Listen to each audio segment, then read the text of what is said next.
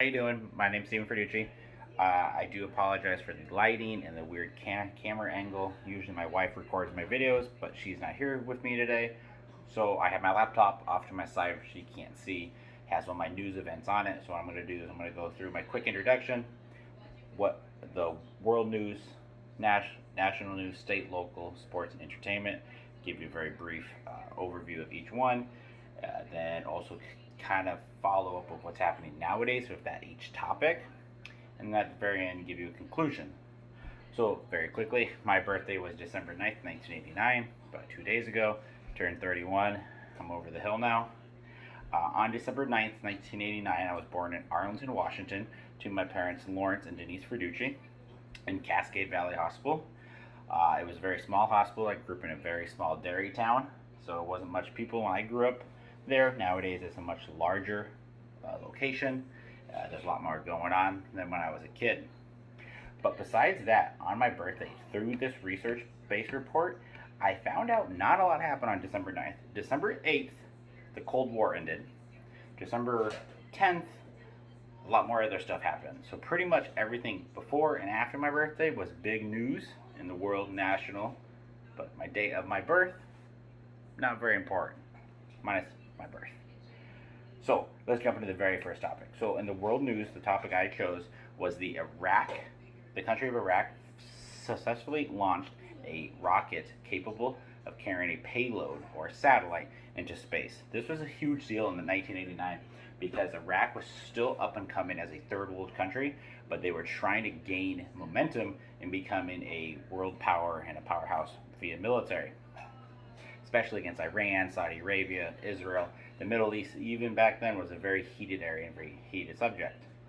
Uh, at first, it was the Bush administration and other major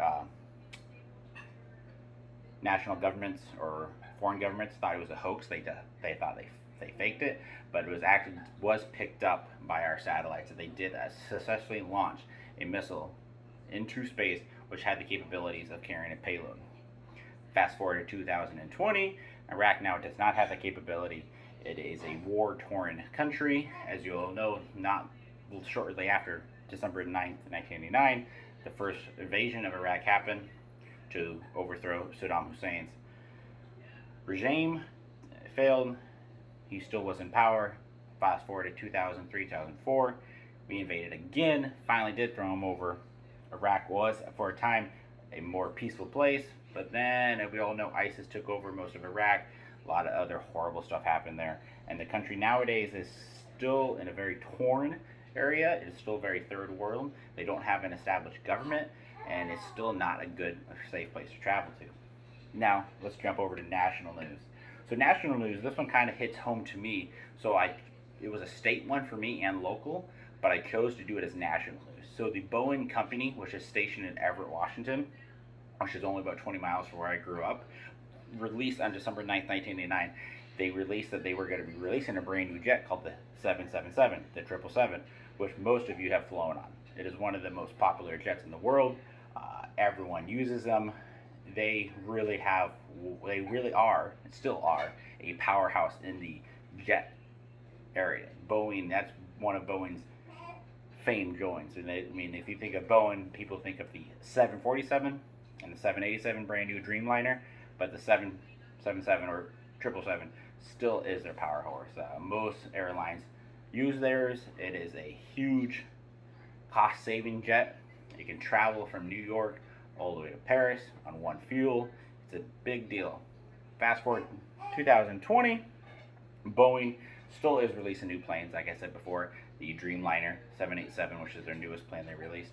The biggest news with Boeing in today's world is the fact that they might be leaving Everett, Washington, and moving to a more tax-friendly state, because Washington State has become a very tax-heavy state, and they don't want to pay what they are getting asked to pay, which is not good for Washington, especially for a lot of my family and friends at home. They employ, I think, but if I remember correctly, they have the most employees for one company in Washington. I think it's around 50,000, 55,000. Now jump down to my state and local news. It's a little more dark, a little more dingy, But a terrible tragedy happened in Spanaway, Washington, which is farther south from where I lived. But a ex-husband broke into his ex-wife's house, who was newly remarried, and murdered her, and their two daughters, which was his own daughters. And then before he turned the gun on himself, it was a terrible tragedy. Reading this story was actually really tough and difficult. There was a lot of different articles that I read about it. There was one big one article I really enjoyed, but this domestic conflict was going on for a year and a half, where the wife was saying one thing and the husband was saying another thing. The wife actually got a restraining order, a no contact order against her ex-husband. She did move away from the area that they were together in. He wasn't allowed to see his kids anymore. It was a very tough area, very tough read to go through. And sadly, on December 9th, 1989, he broke into their house at nighttime, murdered his ex-wife, her new husband, and their two little girls, which is a terrible, terrible thing.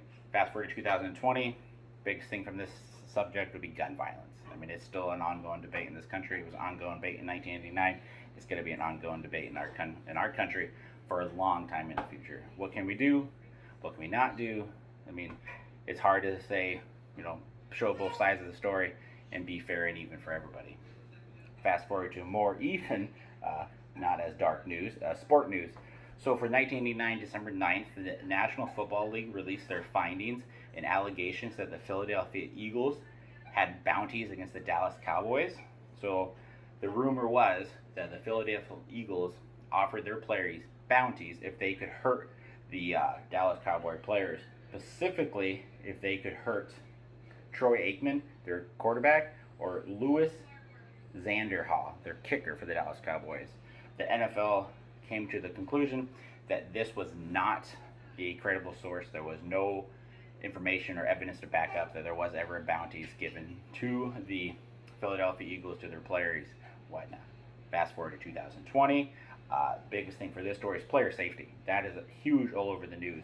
CTEs from Pee Wee leagues all the way to the NFL. Player safety has changed so much, especially in the last 5 years of the NFL. They have redone kickoffs, they've changed QB hits, they have really addressed player safety to ensure that players are safe. Jump down to entertainment news. This was actually a really hard one for me to find. There wasn't a lot of entertainment news that happened on my birthday, but the one I did find that kind of stuck out, which has a lot of power to nowadays, was that CBS executives wanted to, at the time, hire the Cosby producer, Marcy Carsey, who was a big producer on The Cosby Show, which was, at the time, a huge show for CBS. During their talks and going back and forth, I guess it fell through. It was hard to find what caused the issues through the articles. I couldn't find why it did not work. CBS more or less came out with a statement that says, during our talks, it has not gone the way we want. We are now pursuing other options. I never could find who CBS actually hired, but fast forward to 2020, Bill Cosby, as we all know, he's now serving a prison sentence for sexual assault against women. That also brings up the Me Too movement, which was very large. That's one of the things was when it went against Jeffrey Epstein, which was the tip of the iceberg of this whole Me Too movement. More women felt comfortable going against their abusers, which were Bill Cosby, which was really a kind of a crack in Hollywood, because at the time, and still it was up till then, Bill Cosby was considered a father figure. He could do no wrong. I mean, that every night Bill Cosby was in people's houses. He was very big. I mean, everyone knows Bill Cosby, and now this huge prominent figure in Hollywood is a sexual abuser. I mean, he was a rapist. It's been proven guilty. So it really was